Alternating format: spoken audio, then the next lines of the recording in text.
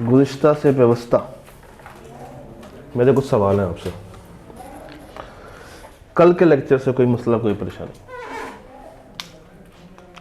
कल का लेक्चर और लोग क्या था, मैं आपसे पूछूं?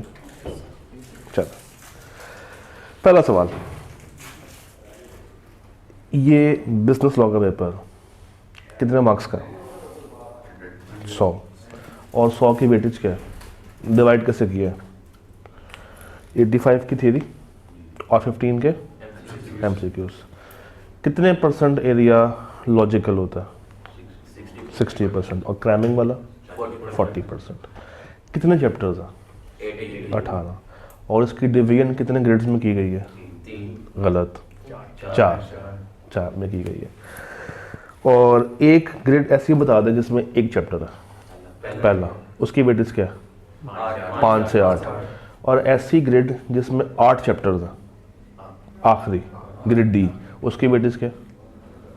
35 से 52, 35 से 52। 50% सिलेबस बनता है मिलके फ्रॉम कॉन्ट्रैक्ट एक्ट, और बाकी 50% डिवाइड हो चुका है between partnership, negotiable, legal system और अदर लॉस। कल हम लोगों ने जितना पढ़ा था रिगार्डिंग द चैप्टर, उसमें कोई सवाल कि प्रॉमिस क्या है, एग्रीमेंट क्या है, कॉन्ट्रैक्ट क्या है? कोई सवाल इस पूरी स्लाइड में से? ऑफरर किसे कहते हैं, प्रॉमिसर किसे कहते हैं, कॉन्ट्रैक्ट किसे कहते हैं, एग्रीमेंट क्या है, प्रॉमिस क्या है? कोई सवाल, कोई मसला, किसी भी तरह की कोई कंफ्यूजन? ये कॉन्ट्रैक्ट एक्ट की पहली बेस है, पहली सीढ़ी है, बल्कि पहला कदम है। तो आपको प्रॉमिस समझ आ गया, एग्रीमेंट समझ आया और कॉन्ट्रैक्ट समझ आया। हमने एक इक्वेशन बना ली थी, offer plus acceptance is promise plus consideration is, और एग्रीमेंट प्लस उसकी इन्फोर्सेबिलिटी इज कॉन्ट्रैक्ट। और हमने यहाँ तक अपने लेक्चर को ब्रेक लगा दी थी। अब इससे आगे चलते हैं।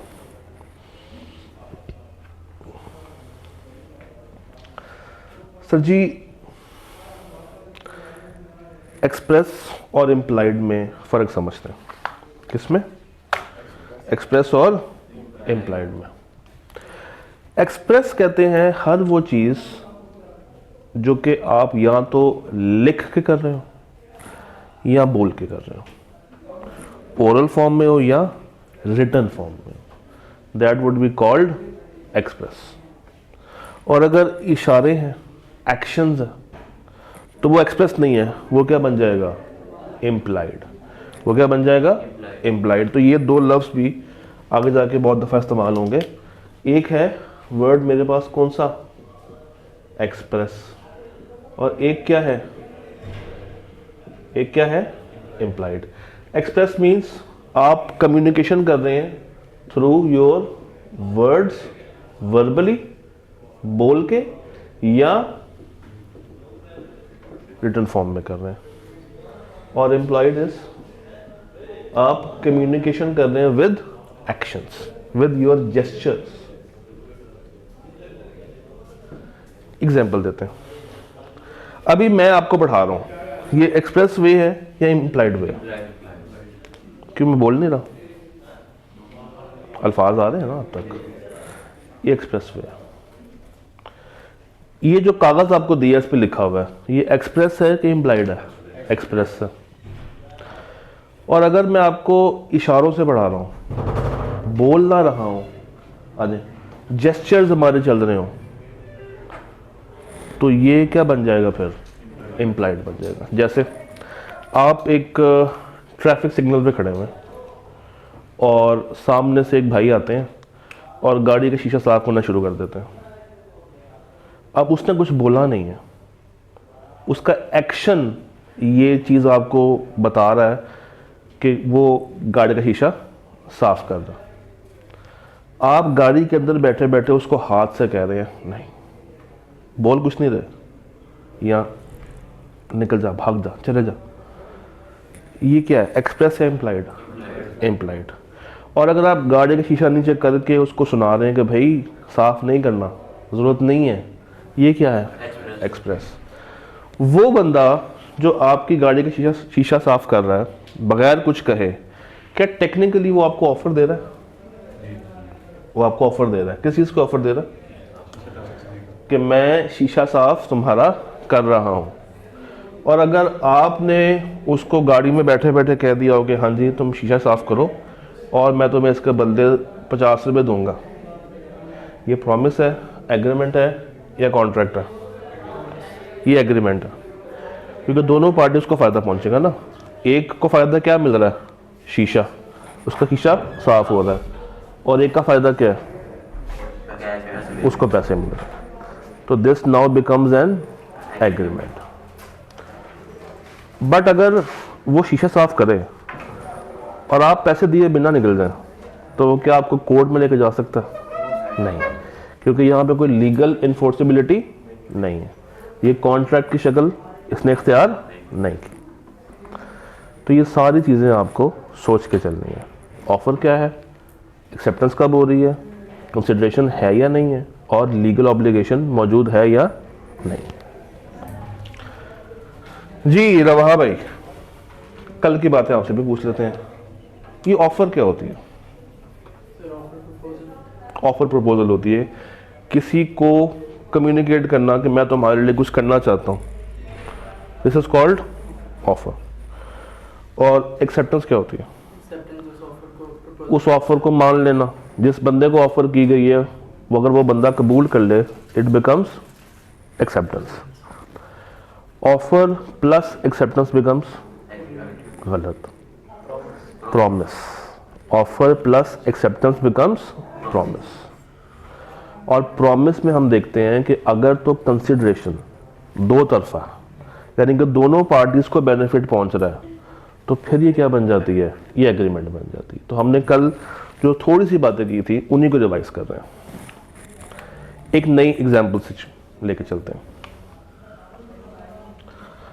आप लोग कॉलेज में आए, फ्रंट ऑफिस में गए, आपने कहा कि हमने बिजनेस लॉ पढ़ना। आपने ऑफर कराई कॉलेज को कि हम आपसे क्या पढ़ने के लिए आए हैं? Business law. कॉलेज ने कहा ठीक है, तुमने अगर बिजनेस लॉ पढ़ना है तो आओ क्लास में बैठ जाओ, मगर उसके क्या होंगे? चार्जेस, पैसे लगेंगे। कितने पैसे हैं? 10,000 रुपये। आपने कहा ठीक है, आपने कॉलेज को 10,000 रुपये निकाल के पे कर दिया। अब कॉलेज आपको क्या प्रोवाइड करेगा? पूरे 6 महीने क्लासेस, किसकी? बिजनेस लॉ की। क्या इस पूरे सिनेरियो में दो लोग शामिल हैं या नहीं है? दो लोग शामिल हैं, एक आप है और एक कॉलेज। आप जो ऑफर दे रहे थे वो क्या कहलाएंगे? ऑफर। क्या कहलाएंगे? ऑफर। कॉलेज जिसने आपकी ऑफर को कबूल किया, कॉलेज क्या कहलाएगा? ऑफरी। उसके बाद क्या कंसिडरेशन, वैल्यू, बेनिफिट दोनों पार्टीज को ट्रांसफर हो रहा है कि नहीं हो रहा? हो रहा है। एक को क्या मिल रहा है? क्लासेस। और एक को क्या मिल रही है?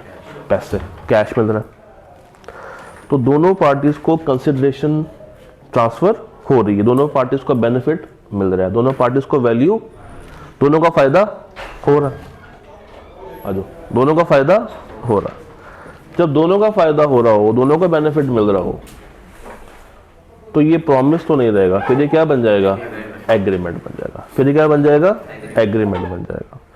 और ऐसा एग्रीमेंट जिसको आप कानूनी तौर पे एनफोर्स करवा सकें, जिसमें कोई भी पार्टी बैकआउट नहीं कर सकती, ये क्या कहलाता है? कॉन्ट्रैक्ट कहलाता है। तो 3 लफ्ज हैं जहां से हमारी बेस शुरू हुई है। एक प्रॉमिस, उसके बाद एग्रीमेंट, उसके बाद कॉन्ट्रैक्ट। आप आए, ऑफर की, कॉलेज ने कबूल कर ली, क्या बन गया? फिर देखा ये जाएगा कि क्या दोनों पार्टीज को बेनिफिट ट्रांसफर हो रहा है? हाँ जी हो रहा है। क्या बन गया? एग्रीमेंट। और अगर आपने पैसे दे दिए और कॉलेज ने आपको क्लासेस नहीं पढ़ाई, तो आप कॉलेज के ऊपर केस कर सकते हैं कि भाई हमने आपको पैसे दिए थे इन अ बिजनेस ट्रांजैक्शन, उसके बदले आपने हमें 6 माह सर्व करना था, आपने पैसे ले लिए और हमें क्लासेस को डिलीवर नहीं किया। तो अब हम आपको कोर्ट में बुलाएंगे और आपसे कहेंगे कि अपनी परफॉर्मेंस या तो पूरी करो, हमें या तो क्लासेस दो, या हमें हमारे पैसे वापस दो, रिफंड दो। तो अगर उसमें कोई इन्फोर्सेबिलिटी का फैक्टर है तो ये क्या बन जाएगा? कॉन्ट्रैक्ट। ये क्या बन जाएगा? कॉन्ट्रैक्ट। ये जो इन्फोर्सेबिलिटी का फैक्टर है ये कैसे आ सकता है? Any idea? रिसीट के तौर पे आपके पास कोई ना कोई रिटर्न फॉर्म में एविडेंस होना चाहिए। अगर आपके पास एविडेंस है तो आपकी बात मानी जाएगी। सिर्फ वर्बली अगर आप बोलते जाएंगे तो आपकी बात मानी नहीं जाएगी, क्योंकि कानून अंधा होता है। कानून चलता है सबूतों की बेस पे। आपने शायद सुना हो, तमाम सबूतों और गवाहों को मद्देनजर रखते हुए अदालत इस नतीजे पे पहुंची है कि फला बंदे को हम फांसी की सजा दे रहे हैं। तो यहाँ पे इस तरह की सजाएं नहीं होती। हम जो लॉ पढ़ रहे हैं ना वो क्रिमिनल लॉ नहीं है। ये लॉ कौन सा है? Civil law. कौन सा है? सिविल। क्रिमिनल लॉ डील करता है क्रिमिनल्स के साथ, सिविल लॉ डील करता है इंसानों के साथ। तो सिविल लॉ में जो आपको पेनल्टीज पड़ सकती हैं ना वो इन टर्म्स ऑफ मनी पड़ती हैं। जैसे फाइन पड़ गया, डैमेजेस पड़ गए, पेनल्टी, चार्जेस, या मैक्सिमम कोर्ट आपसे ये कह सकती है कि भाई तो तुमने वादा किया था, जो तुमने एग्रीमेंट बनाया था, जो तुमने कॉन्ट्रैक्ट बनाया था, उसको अब क्या करो? पूरा करो, या पूरा करो। अगर पूरा नहीं होता तो पैसे रिफंड करो, और उसके साथ अगर उसका कोई और नुकसान भी हो गया तो उसका वो नुकसान भी वापस करो। कोर्ट बस यहीं तक। इसमें वो फांसी, जेल, मुकदमे, इस तरह के पंगे नहीं। अगेन ये क्रिमिनल लॉ नहीं। यहाँ तक ओके। फिर मजे की बात यह है कि हमने ये भी नहीं देखना कि कोर्ट का फैसला क्या है। अक्सर आपके जहन में आएगा कि सर अब कोर्ट इसके ऊपर क्या फैसला देगी।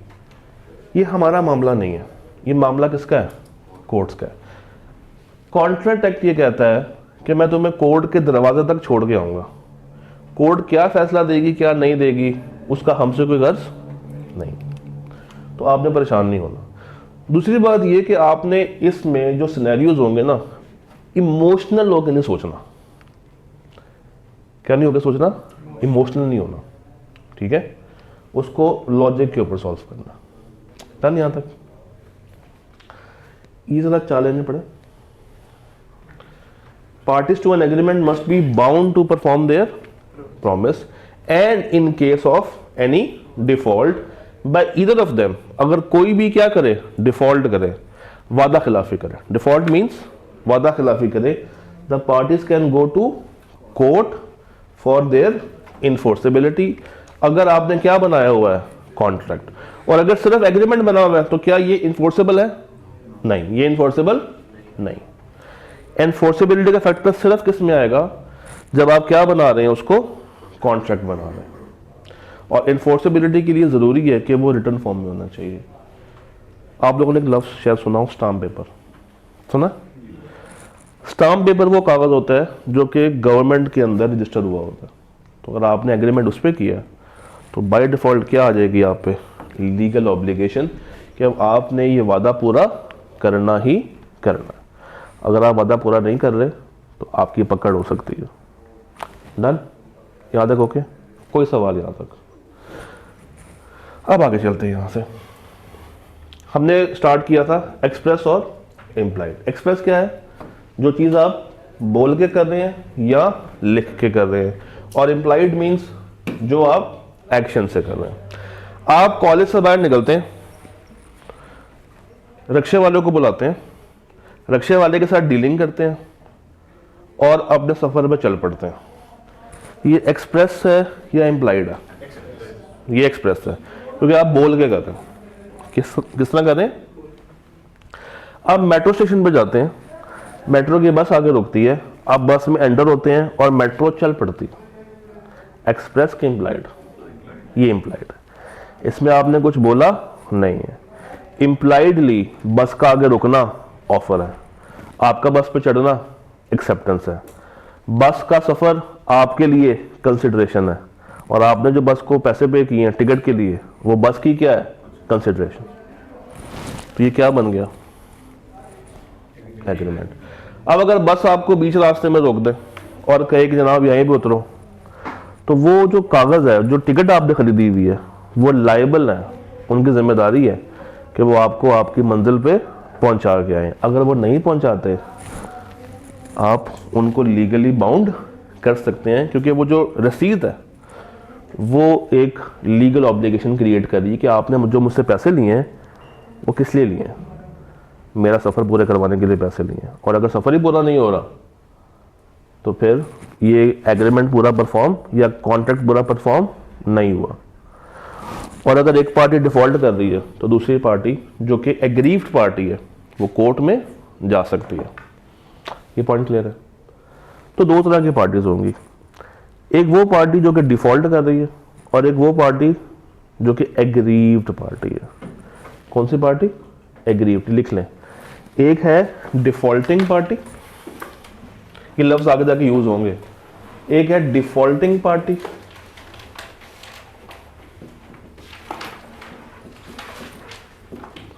Versus aggrieved party. Defaulting party versus aggrieved party. Defaulting party वो पार्टी जो वादा खिलाफी कर रही है, और एग्रीव्ड पार्टी ये वो पार्टी है जिसका नुकसान हो रहा है, जिसका नुकसान हो रहा है। ये कौन सी पार्टी है? ये कौन सी पार्टी जिसका नुकसान हो रहा है? एग्रीव्ड। और जो नुकसान कर रहा है वो कौन है? Defaulting party. तो हर सिनेरियो में एक डिफ़ॉल्टिंग पार्टी होगी और एक एग्रीव्ड पार्टी होगी। डन? यहाँ तक ऑल ओके? कोई सवाल यहाँ तक? कोई परेशानी यहाँ तक? आगे चले चले आगे दौड़ते हैं। अब शुरू करते हैं ऑफर। क्या क्या शुरू करने लगे? ऑफर। ऑफर क्या होती है?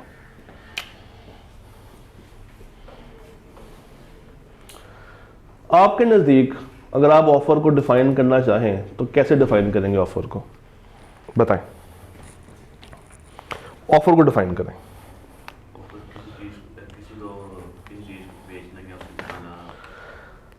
एक बंदा जब किसी दूसरे बंदे को कुछ क्या करे, कोई बात करे जिससे दूसरी पार्टी का फायदा हो रहा हो तो उसको ऑफर कहेंगे। ठीक है, और कोई डेफिनेशन अगर आप इसमें ऐड करना चाहें? जी तो वाह भाई,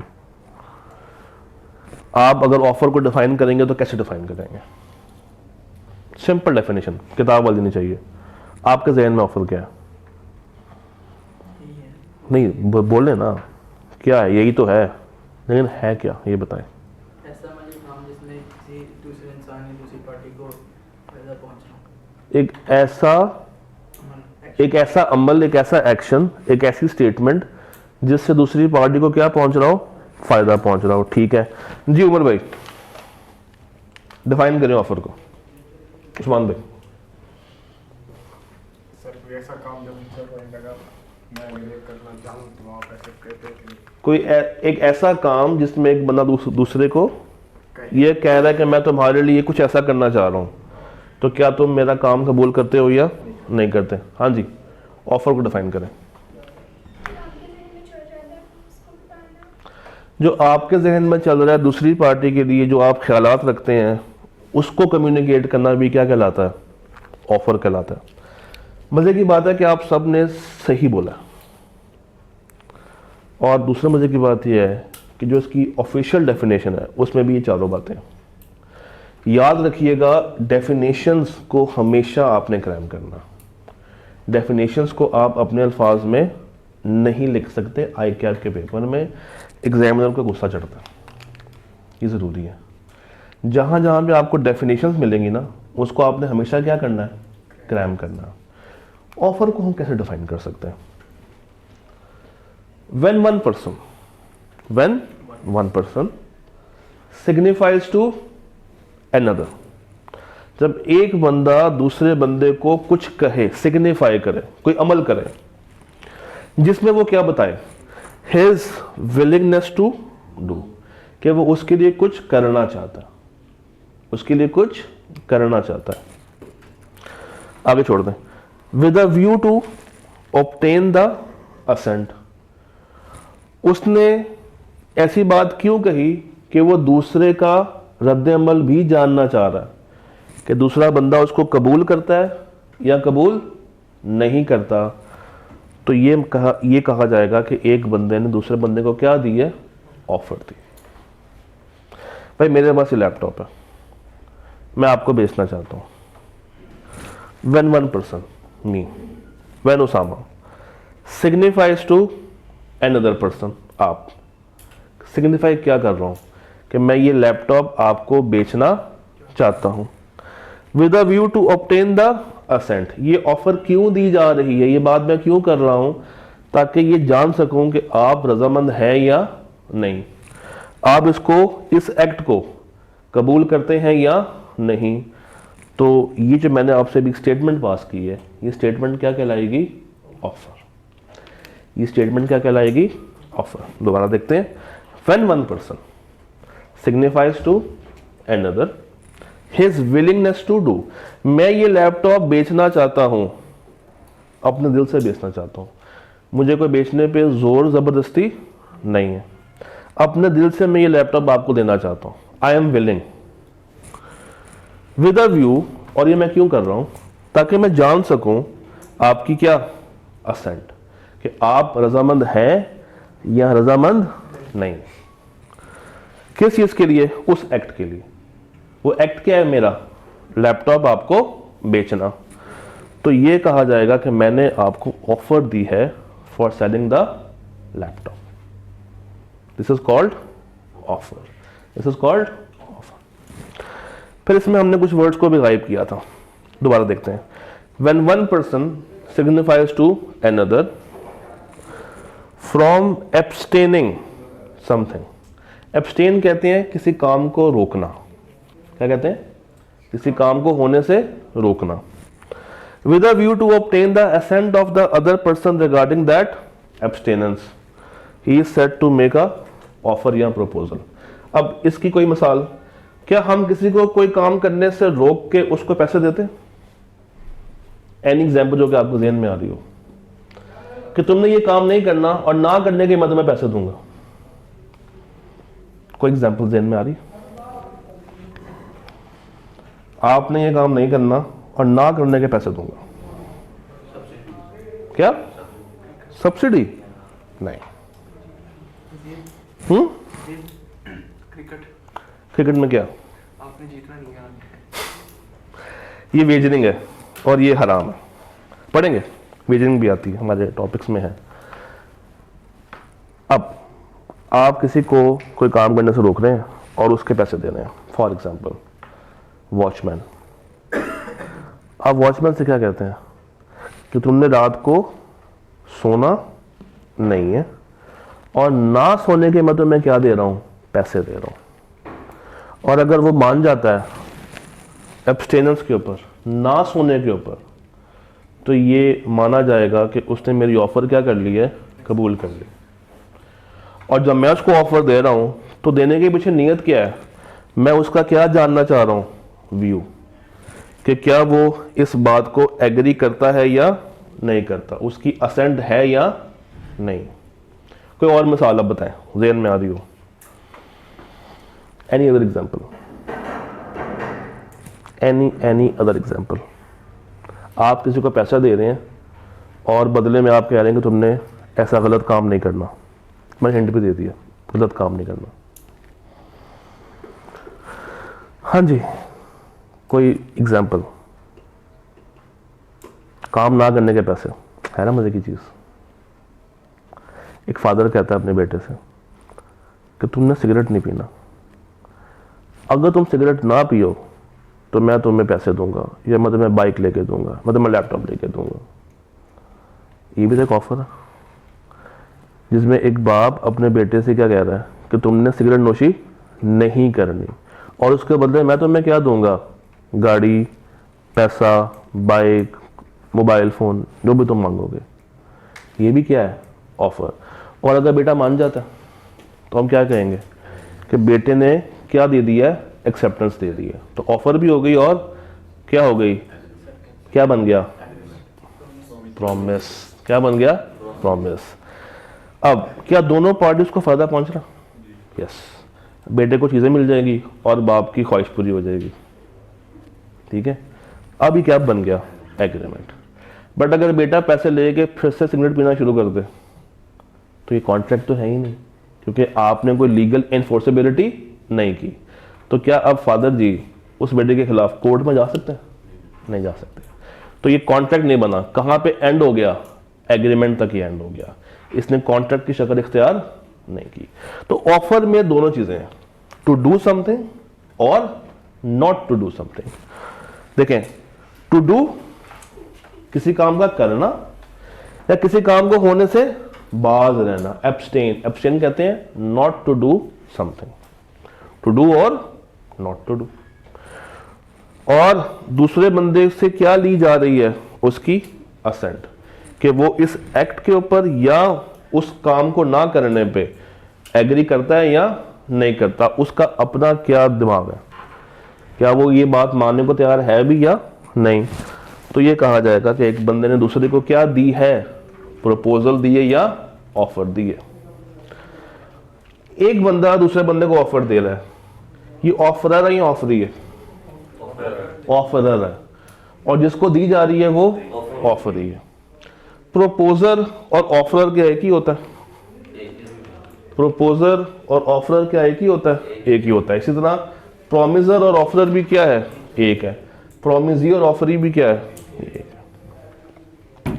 याद है? क्लियर है? अब ये जो आपने ऑफर पढ़ी है, इस ऑफर को ऑफर बनने के लिए इसके कुछ फीचर्स हैं जो कि आपको पूरे करने चाहिए। कितने फीचर्स हैं? 3 यहां पे हैं, 2 यहां पे। 5 फीचर्स से अगर ये ऑफर गुजर रही है तो हम कहेंगे कि ये वाकई में एक जेन्युइन ऑफर है। क्या है ये? एक जेन्युइन ऑफर। एक ऑफर उस वक्त वैलिड ऑफर मानी जाती है जब इसमें ये 5 फीचर्स पूरे हो रहे हो। अगर कोई एक भी फीचर गायब है तो हम उसको ऑफर नहीं कहेंगे। शुरू करें। पहला feature, offeror can not make offer to himself. क्या मतलब इस बात का? कि आप खुद को ऑफर नहीं कर सकते। मैं शीशे के सामने खड़ा हो जाऊं और अपने आप से कहूं कि अगर तुम बीलो की क्लास पढ़ाओगे तो मैं तुम्हें 10,000 रुपया दूंगा, और ये मैं कहता जा रहा हूं, लोग मुझे क्या समझेंगे? पागल हो गया। तो ऑफर होने के लिए कम से कम कितने लोग होना जरूरी है? 2। एक बंदा अपने आप को ऑफर नहीं कर सकता। एक ही बंदा ऑफरर और ऑफरी भी नहीं हो सकता। Offerer can not make offer to himself. Simple सा point. Offer should be certain and definite. Offer certain और डेफिनेट होनी चाहिए, यानी कि इस पे कोई भी कंफ्यूजन नहीं होनी चाहिए, किसी भी तरह का कोई इबहाम नहीं होना चाहिए, क्लियर बात होनी चाहिए, ऑथेंटिक बात होनी चाहिए, प्रॉपर बात होनी चाहिए, खोखली बात नहीं होनी चाहिए, इनकम्प्लीट बात नहीं होनी चाहिए, कंप्लीट बात होनी चाहिए। जैसे अगर तुम मुझे 100 रुपया दो तो मैं तुम्हें पीले रंग का फल दूंगा, तो 100 रुपये में पीले रंग का फल कौन सा आएगा? केला भी आ सकता है, आम भी आ सकता है, खरबूजा भी आ सकता है। तो कौन सा फल? ना तो उसने सर्टन किया और ना उसने डेफिनेट किया। उसने ये भी नहीं बताया कौन सा फल, और ये भी नहीं बताया कितना। सर्टन मीन्स कौन सा, डेफिनेट मीन्स कितना, क्वांटिटी वाइज। फिर क्वालिटीज भी तो होती हैं। जिस तरह आम है तो कौन सा आम? सिंदड़ी। और कौन से होते हैं? चौसा, काला चौसा, सफेद चौसा, लंगड़ा, लूला तो नहीं ना होता। तो सर्टेन एंड डेफिनेट होनी चाहिए। एक बंदा जब दूसरे बंदे को ऑफर करता है तो उसको प्रॉपरली कम्युनिकेट करनी चाहिए, उसको बताना चाहिए कि भाई ये पॉइंट है, इसके ऊपर मैं तुमसे ऑफर कर रहा हूं। उसको पूरी बात बताना जरूरी है, अदरवाइज ऑफर क्या मानी जाएगी? इनकम्प्लीट। और इनकम्प्लीट ऑफर कभी भी ऑफर नहीं होगी। जब ऑफर ही नहीं होगी तो क्या वो बात कॉन्ट्रैक्ट तक पहुंच सकती है? नहीं पहुंच सकती, क्योंकि कॉन्ट्रैक्ट तक जाने के लिए पहला स्टेप क्या है? ऑफर। तो हम वो पहले बेबी स्टेप पे खड़े हुए। जिस तरह बच्चा नहीं चलता, बेबी स्टेप्स लेता है, एक कदम, फिर वो गिरता है, फिर वो उठता है, फिर वो गिरता है, फिर वो उठता है। तो भी आपका भी हिसाब है। Offer should be certain and definite. और पहला पॉइंट क्या था, एक बंदा अपने आप से ऑफर नहीं कर सकता, यानी कि देयर शुड बी कम से कम कितने लोग, 2 लोग, देयर शुड बी 2 persons। तीसरी, an offer may be subject to some conditions. If there are special terms in an offer, इनको स्पेसिफिकली क्या करना चाहिए, ऑफरी को कम्युनिकेट करना चाहिए, बता देना चाहिए, उससे कुछ छुपाना नहीं है। भाई मैंने एक ऑफर की कि मैं आपको ये लैपटॉप बेचना चाहता हूँ, ठीक है, और मैंने दिल में ये सोचा हुआ है कि इस लैपटॉप के पैसे मैं कैश में लूँगा, उधार नहीं करूँगा, मगर ये मैंने कम्युनिकेट नहीं किया, मैंने सिर्फ क्या किया है, दिल में सोच लिया।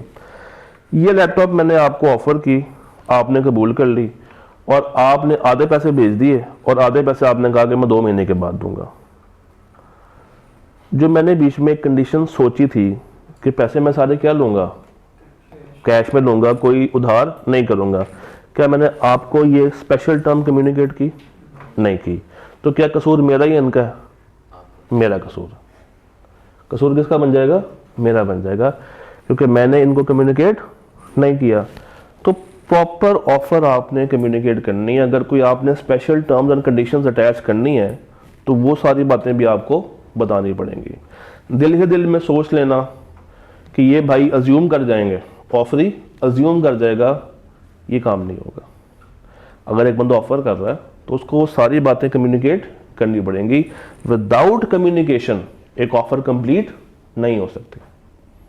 विदाउट कम्युनिकेशन एक ऑफर कंप्लीट, और कम्युनिकेशन 2 तरीके से होती है, एक एक्सप्रेस और एक इम्प्लाइड। एक्सप्रेस क्या है? अल्फाज, चाहे वो बोल के हों चाहे वो लिख के हों, और इशारे इम्प्लाइड। इम्प्लाइड मीन्स इशारेबाज। डन, याद रखोगे। तो एक बंदा अपने आप को ऑफर नहीं कर सकता। Offer should be certain and definite, and offer should be subject to some conditions. और अगर ये है तो ये सारी कंडीशंस आपको कम्युनिकेट करनी पड़ेंगी। Communication, offer must be communicated to offeree. जब आप कोई ऑफर कर रहे हैं तो दूसरी पार्टी को वो चीज़ कम्युनिकेट करना ज़रूरी है। कम्युनिकेशन कब मानी जाएगी? जब दूसरे बंदे की नॉलेज में वो बात आ जाएगी। चाहे आप एक्सप्रेस वे में कर रहे हैं, चाहे आप इम्प्लाइड वे में कर रहे हैं। जब दूसरे बंदे तक वो आपकी बात पहुंच गई, उसके दिमाग में आपकी बात पहुंच गई, ये मान लिया जाएगा कि आपकी ऑफर कंप्लीट हो गई है। अब दूसरे बंदे पे है कि वो आपकी ऑफर को कबूल करता है या नहीं करता। अब वो दूसरी पार्टी पे है। मगर आपका फर्ज क्या था कि आपने अपनी ऑफर को क्या करना है? कम्युनिकेट करना है। और कम्युनिकेशन कब पूरी मानी जाएगी? जब उसकी नॉलेज में वो बात आ गई, जब उसको उस बात का इल्म हो गया। उसका रिस्पॉन्स क्या है उसका अभी फिलहाल हमसे कोई गर्ज नहीं है। हमारा गर्ज किस चीज से है कि हमने क्या अपनी ऑफर प्रॉपर्ली कम्युनिकेट कर दी है या नहीं। अगर आप पुराने वक्तों में और आप ऑफर कर रहे हैं थ्रू पोस्ट, पोस्ट मीन्स डाक, लेटर, कम्युनिकेशन उस वक्त पूरी मानी जाएगी जब वो लेटर ऑफरी तक पहुंच जाएगा। कब पूरी मानी जाएगी? जब वो खत दूसरी पार्टी तक पहुंच जाएगा, उसकी नॉलेज में आ जाएगा। तो जब एक खत रवाना हुआ, फर्ज करें 5 तारीख को मैंने ऑफर का खत भेजा, कहाँ भेजा? इंग्लैंड भेजा। 10 तारीख को वो खत उस तक पहुंचा, तो ऑफर कब पूरी हुई? 5 तारीख को या 10 तारीख को? 10 तारीख को। Offer can be made by words, spoken, written और through conduct of person. Written और स्पोकन क्या है? Express, express. और कंडक्ट क्या है? इम्प्लाइड। कंडक्ट क्या है? इम्प्लाइड। कोई मुश्किल बात यहां तक? कोई मुश्किल चीज? आपको मैंने कागज दिया है, पहुंचा? किसको नहीं मिला? क्या सिर्फ सवाल ही मिले या साथ जवाब भी मिल गए? ये पकड़ लो।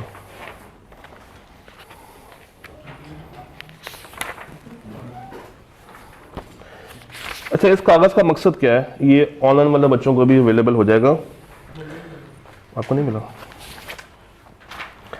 इस कागज़ का मकसद ये है कि ये कॉन्सेप्चुअल क्वेश्चंस है, यानी कि हर कॉन्सेप्ट के ऊपर क्या बना हुआ है? एक छोटा सा सवाल बना हुआ, जो कि आपके कॉन्सेप्ट्स को रिफाइन करता जाएगा साथ साथ, आप भूलेंगे नहीं।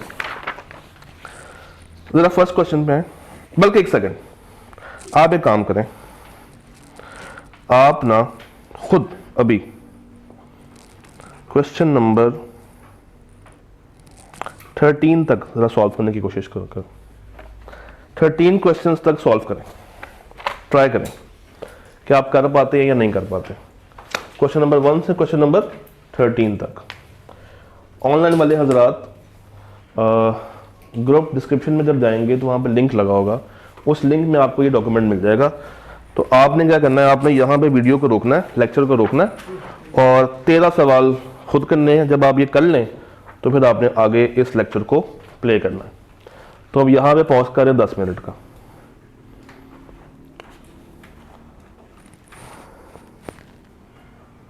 ठीक है जी, करें सॉल्व। मान हो गया? चलिए आखिरी 1 मिनट है।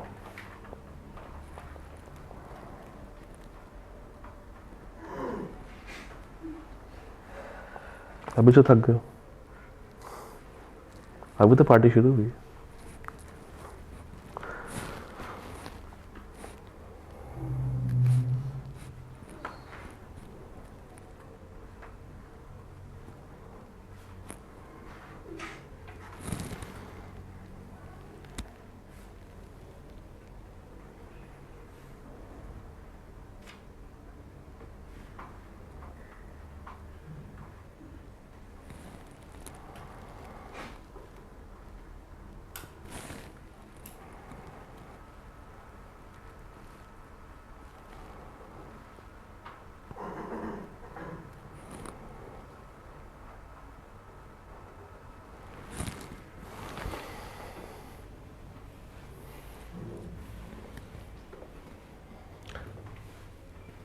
चले रुक जाए।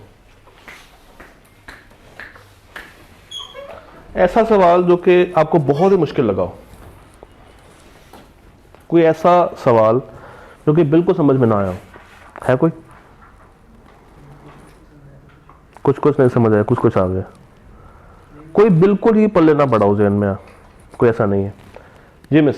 कोई सवाल जो कि बहुत मुश्किल लगा हो? हाँ जी उमर भाई, उस्मान भाई, rabha.com.pk। चले पहला सवाल क्या जरा पढ़े। Adeel offers to buy bike from Babar for ₹50,000। इसमें क्या प्रपोजल है? इसमें ऑफर क्या है? अदील उससे बाइक लेना चाह रहा है, कितने की? 50,000 रुपए की, यही ऑफर है। ठीक। सवाल number 2, Adeel offers to buy bike from Babar for ₹50,000 to which Babar responds positively. क्या ये प्रॉमिस बन जाएगा? यस, क्योंकि जब वो पॉजिटिव कह रहा है इट मींस कि ऑफर के बाद क्या हो जाएगी? एक्सेप्टेंस। और ऑफर प्लस एक्सेप्टेंस क्या होता है? प्रॉमिस। क्या होता है? Promise. Done. Adil offers to buy a bike from Babar for ₹50,000 to which Babar responds positively. Who is the promiser and who is the promisee? जो ऑफर कर रहा है वो प्रॉमिसर होगा और जो एक्सेप्टेंस दे रहा है वो प्रॉमिसी होगा। तो ऑफर कौन दे रहा है? अदील ऑफर्स, तो अदील प्रॉमिसर है और बाबर प्रॉमिसी है। 3 सवाल तो पक्के हो गए आपका। Adeel offers to buy computer, ले जनाब अपने बाइक तो बहुत दफा हो गई, अब क्या आ गया? Computer. To which Babar response positively. What are the respective promises and their considerations for both Adeel and Babar. अब बताइए दोनों का रिस्पेक्टिव प्रॉमिस क्या है? अदील का प्रॉमिस ये है कि वो कंप्यूटर के बदले क्या देगा? पैसे। बाबर का प्रॉमिस क्या है कि वो पैसों के बदले क्या देगा, और दोनों पार्टीज के लिए ये क्या है, एग्रीमेंट तो है, मगर दोनों पार्टीज को क्या मिल रहा है, कंसिडरेशन, बेनिफिट, वैल्यू। एक को पैसों में मिल रहा है और एक को कंप्यूटर में मिल रहा है। Adeel offers to sell his furniture to Babur for ₹50,000। Babur ने एक्सेप्ट कर ली। How can this contract be enforced if there is default by either party. अगर कोई भी इनमें से डिफॉल्ट कर जाए तो इसको कैसे हम इन्फोर्स कर सकते हैं?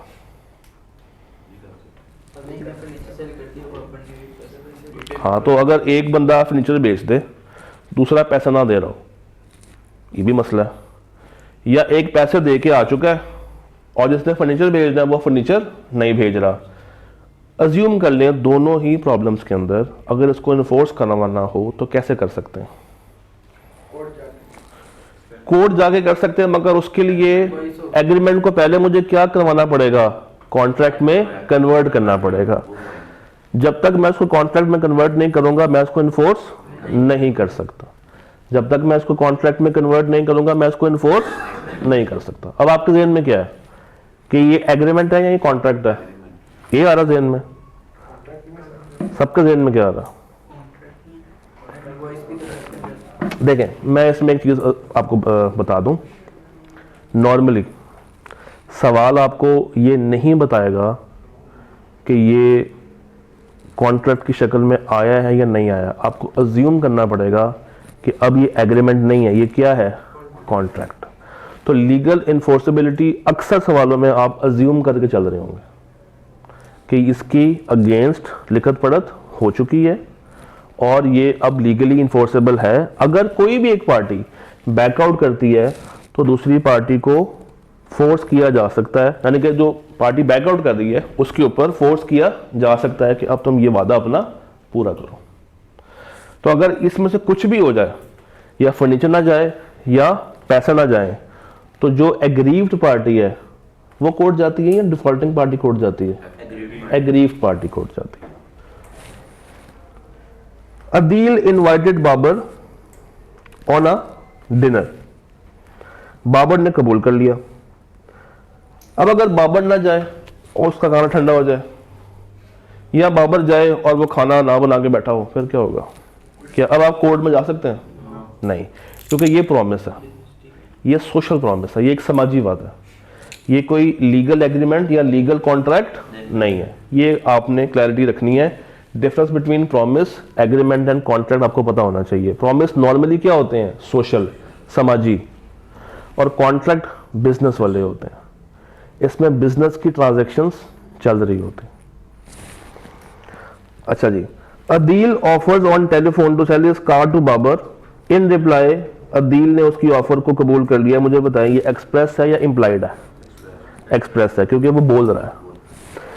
और नीचे देखें, एक शू शाइनर ने साजिद के जूते उसकी मौजूदगी में साफ करना शुरू कर दिए और साजिद ने अलाउ कर दिया। एक शू पॉलिश करने वाला खुद ही से आया और ब्रश लेके बैठ के शुरू कर दिए जूते साफ करने। एक्सप्रेस है या इम्प्लाइड है? इम्प्लाइड है। और अगर मैं खड़ा होकर कुछ भी नहीं कह रहा और वो मेरे जूते साफ करी जा रहा है, तो इसका मतलब है कि मैंने उसको इम्प्लाइड वे में क्या दे दिया है, एक्सेप्टेंस दे दी है। क्योंकि अगर मुझे रोकना होता तो मैं उसको रोकता, चाहे इशारे से रोकता या चाहे जबान से रोकता, हाथ से रोकता। बट अगर मैं उसको रोक नहीं रहा हूं, इसका मतलब है कि उसको मैंने अपनी तरफ से इम्प्लाइड वे में क्या दे दिया, एक्सेप्टेंस दे दी। 9 पढ़े। Adeel offers to buy bike from Babar. What is the proposal and why it is made. हाँ जी, प्रपोजल क्या है और ये क्यों की जा रही है? प्रपोजल क्या है? बाइक का सेल परचेज क्या है इसमें? प्रपोजल। अच्छा जी, 9 तक क्लियर हो गया? तो और सर ये क्यों की जा रही है सर, इसका साथ? क्योंकि वो एग्रीमेंट बनवाना चाहते हैं। हाँ जी, 9 तक क्लियर हो गया? पक्की बात है? 9 तक कोई सवाल नहीं? अब सामने बोर्ड पर देखें, मैंने 2 कार्ड्स बनाई हैं। अज्यूम कर लेंगे ये आम है, हालांकि आम ऐसे नहीं होते, मगर क्या करें, अज्यूम कर लेंगे यहाँ पे ये एक रेडी खड़ी हुई है और एक ये दूसरी रेडी खड़ी हुई है। पहले भी क्या लिखा हुआ है ₹100 पर kg और यहाँ क्या लिखा हुआ है ₹100 पर kg, ब्रैकेट में क्या है नेगोशिएबल। दोनों में से मुझे बताएं सर्टेन और डेफिनेट ये है या ये है? चलो मैं ए भी कर देता हूँ, ये ए है ये बी है। कौन सा सर्टेन है कौन सा डेफिनेट है और कौन सा नहीं है?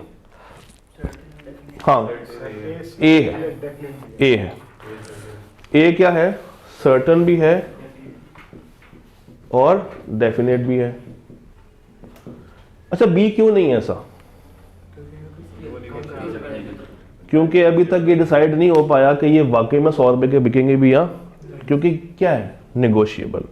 आप आके डिबेट कर सकते हो, कम ज़्यादा पैसे करवा सकते हो। इन अदर वर्ड्स आप आगे क्या कर सकते हो बारगेन कर सकते हो, मगर यहाँ पे कोई बारगेनिंग नहीं है, यहाँ पे फिक्स है। सर जी ये कहलाती है ऑफर और ये कहलाई जाएगी इनविटेशन टू ऑफर। क्या कहलाई जाएगी? Invitation to offer. कॉन्सेप्ट समझिएगा, ये दिखती ऑफर जैसी है मगर ऑफर नहीं होती। इसका पर्पस बताऊं क्या होता है? इंफॉर्मेशन सर्कुलेट करना, दूसरे तक क्या पहुंचाना? इंफॉर्मेशन पहुंचाना। लगेगा कि ऑफर हो रही है मगर ये सर्टेन और डेफिनेट नहीं होगी। ऑफर के सारे फीचर्स पूरे हो रहे होंगे, 2 लोग भी होंगे, कंडीशंस भी होंगी, कम्युनिकेट भी हो रही होगी, मगर क्या नहीं होगा? सर्टेन और डेफिनेट। जैसे आप फेसबुक पर देखते हैं कॉलेज का ब्रोशर लगा हुआ है, लिखा हुआ है एडमिशंस ओपन, आओ और आके एनरोलमेंट करवा लो। क्या ये ऑफर है या इनविटेशन टू ऑफर है? ये इनविटेशन टू ऑफर है। आप जब वो ब्रोशर देख के कॉलेज में आएंगे, फ्रंट ऑफिस के सामने बैठेंगे, आप कहेंगे कि मुझे बी लॉ में एडमिशन चाहिए। ये क्या है? ये ऑफर, ये ऑफर। तो इनविटेशन टू ऑफर बेसिकली क्या है? जिसमें आप दूसरों को क्या कर रहे हैं?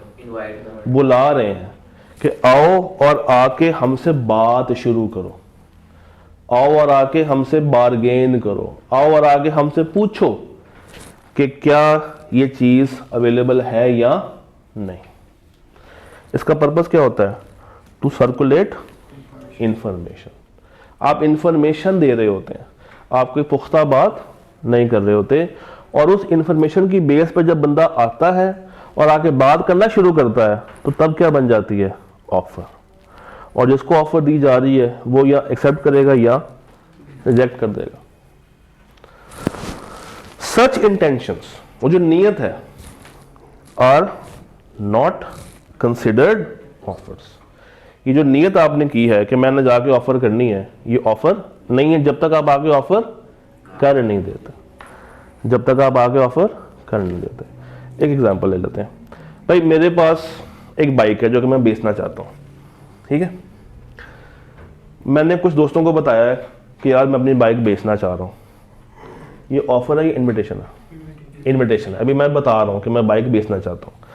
एक दोस्त कहता है अच्छा मैंने सुना है कि तुम बाइक बेचना चाह रहे हो, बताओ तुम्हें अभी तक कितना हाईएस्ट प्राइस इसका लग चुका है मार्केट में। ये ऑफर है कि इनविटेशन है? इनविटेशन है। मैं उसके जवाब में कहता हूँ यार मुझे अभी तक जो हाईएस्ट प्राइस लगी है ना वो लगी है 8 लाख। ये ऑफर है कि इनविटेशन है? इनविटेशन है। अभी मैं उसके सवाल का क्या दे रहा हूँ? जवाब दे रहा हूँ। वो कहता है अच्छा तुम्हें अगर 8 लाख लग चुकी है ना तो मैं तुम्हें 10 लाख रुपए देता हूँ, ये बाइक मुझे दे दो। ये क्या है? ये ऑफर है, ये ऑफर है। अब 10 लाख की ऑफर जो आई है that is certain and definite. अब अगर मैं किसी और को वो बाइक 12 लाख की बेच दूं तो क्या मैं लायबल हूं? क्यों? हाँ, क्योंकि एग्रीमेंट बना ही नहीं, क्योंकि मैंने उसकी ऑफर को कभी एक्सेप्ट किया ही नहीं था। और अगर मैं उसकी ऑफर को एक्सेप्ट कर लूं, करने के बाद किसी और को दे दूं तो क्या तब मैं लायबल होऊंगा? तब तो कॉन्ट्रैक्ट हो गया ना, उससे मैंने कबूल कर लिया, मैंने उसको एक एक्सेप्टेंस दे दी, एग्रीमेंट बन गया, और बाय डिफॉल्ट क्या बन चुका होगा, कॉन्ट्रैक्ट। और अगर कॉन्ट्रैक्ट बनने के बाद मैं वो बाइक किसी और के हवाले कर दूं तो फिर मैं लायबल हूं। मैं कौन सी पार्टी बन जाऊंगा फिर, डिफॉल्टिंग। वो कौन सी पार्टी बन जाएगा, एग्रीव्ड। और अगर उसकी ऑफर को कबूल ना किया हो और बगैर कबूल किए मैं किसी और को दे दूं तो क्या मैं तब डिफॉल्टिंग पार्टी हूं, तब मैं एग्रीव्ड पार्टी हूं, या तब वो एग्रीव्ड पार्टी होगा, नहीं हो। पॉइंट समझ आया? मुबारक हो, आपने 5 नंबर का एक सवाल कर लिया, है ना मजे की चीज। 4 नंबर का सवाल है ये, देखेंगे जब आएगा सामने, शायद इसमें हो, अगर मेरी मेमोरी मुझे नहीं, इसमें नहीं है, दिखाऊंगा आपको। तो यहां तक हम लोगों ने इसको कवर किया। किताब के अंदर डिस्क्रिप्शन में मैंने किताब, ग्रुप के अंदर मैंने किताब लगा दी हुई है। ये आधा सफ़ा, कितना सफ़ा है, हाफ, बस इतना ही पढ़ा हमने। बीलॉ में याद रखिएगा, लेंथी नहीं है ये सिलेबस, मगर लॉजिकल ज़्यादा है। इसमें छोटी छोटी बातें हैं जो कि कंसेप्चुअल हैं, जो कि आपको जहन में रखनी चाहिए। लंबा सिलेबस नहीं है, सिलेबस छोटा है, मगर इसमें चीज़ें टेक्निकल हैं। ऑफर, इनविटेशन टू ऑफर, फिर ये सर्टन डेफिनेट, एसेंशियल्स क्या हैं, डेफिनेशंस क्या हैं, ये छोटी छोटी बातों को अगर आप साथ साथ रिवाइज करते जाएंगे तो ये कभी भी नहीं भूलेंगे। बट अगर आप उसको कहेंगे कि यार मैं वीकेंड पे तैयार करूंगा, तो फिर ये आप अपने लिए मुश्किल बना रहे होंगे आप लोग। इसलिए ये आपको मैंने कागज़ दिया कि अगर तैयारी करते टाइम किसी पॉइंट की कोई बात समझ नहीं आ रही, आप फौरी तौर पर इस पर आ जाए, आपको उसकी कोई ना कोई एग्जाम्पल लाजमी मिलेगी। ये पूरी किताब में जितने भी कॉन्सेप्ट हैं उन सब की कम से कम एक एग्जाम्पल इसमें मौजूद है। कुल मिला के 42 है, तो कितने कॉन्सेप्ट्स होंगे, तकरीबन इतने के। अब आपने करना ये जनाब, आपने क्वेश्चन नंबर 1 से लेकर 16 तक, जिसके तो पूरे हो गए हैं वो तो अच्छी बात है, मगर अब आपने कहाँ तक करके आने, 16 तक। कहाँ तक करके आने, 16 तक। डन। कल मुलाकात करते हैं।